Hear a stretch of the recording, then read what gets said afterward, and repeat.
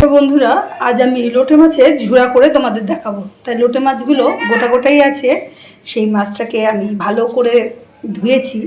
ধুয়ে তার মধ্যে আমি অল্প একটু নুন দিয়ে দিচ্ছি আর হলুদ দিয়ে দিচ্ছি। এবার আমি গ্যাসটা ধরিয়ে দিচ্ছি।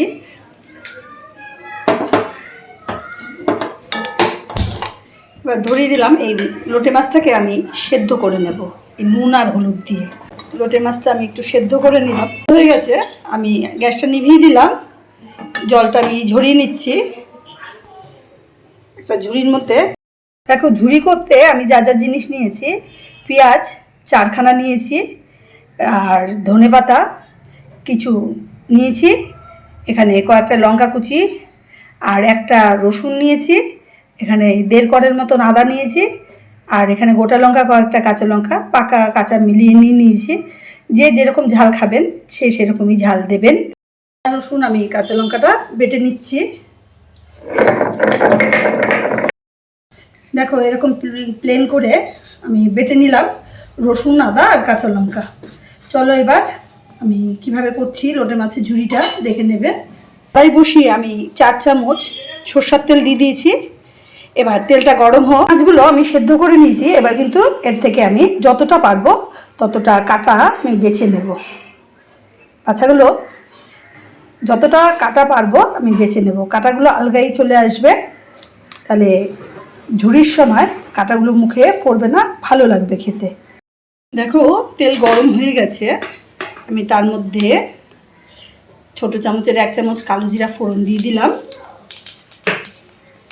এবার কালো জিরাগুলো আমার ভাজা ভাজা হয়ে গেছে।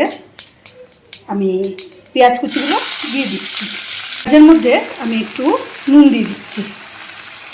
নুন দিয়ে আমি ভাজবো। দেখো, পেঁয়াজটা আমার সুন্দরভাবে ভাজা হয়ে গেছে। এই টাইপের ভাজা যখন হবে, হালকা হালকা বাদামি কালার, সেই সময় আমি রসুন, আদা, লঙ্কা বাটাটা দিয়ে দিচ্ছি। কারণ এটা দিয়েও আমার সুন্দর করে ভেজে নিতে হবে, নাহলে রসুন আদার একটা কাঁচা কাঁচা গন্ধ হলে ভালো লাগবে না। তার জন্য এর সাথে আবার পেঁয়াজের সাথে এটাকে আমি ভেজে নিচ্ছি। দেখো, রসুন, আদা, পেঁয়াজটাও আমার সুন্দরভাবে ভাজা হয়ে গেছে। এবার আমি এর মধ্যে ছোট চামচের 1 চামচ জিরার গুঁড়া দিলাম, 1 চামচ কাশ্মীরি লঙ্কার গুঁড়ো আমি দিয়ে দিলাম যাতে একটা সুন্দর কালার আসে, আর 1 চামচ ধনের গুঁড়ো দিয়ে দিলাম। এই তিনটেকে একসাথে দিয়ে আমি একটু কষিয়ে নেব। এর মধ্যে অল্প একটু জল দেব, বেশি জল দেব না। এবার আমি এটাকে সুন্দর করে কষিয়ে নিচ্ছি। আগুনটা আমার মিডিয়াম ফ্লেমেই রেখে দেব।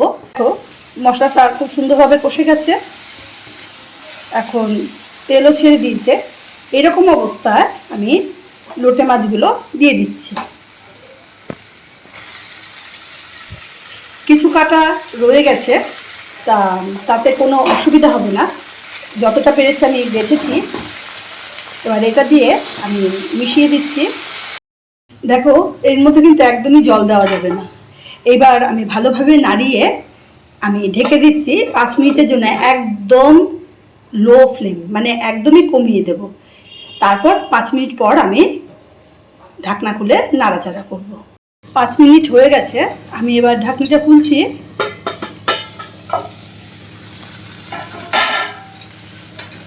এটা 5 মিনিট ঢেকে দেওয়ার কারণ হচ্ছে যে মশলাটা আমার পেঁয়াজ, রসুন, আদা, যে মশলাটা আমি কষিয়েছিলাম সেটা যেন মাছের মধ্যে ঠিকঠাক ঢুকে যেতে পারে, সেই কারণে।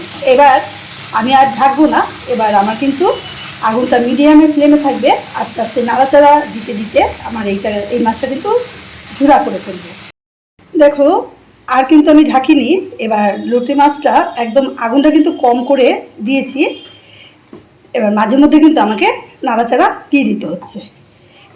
এবার এই অবস্থায় আমি ধনেপাতা কুচি কিছু দিয়ে দিলাম।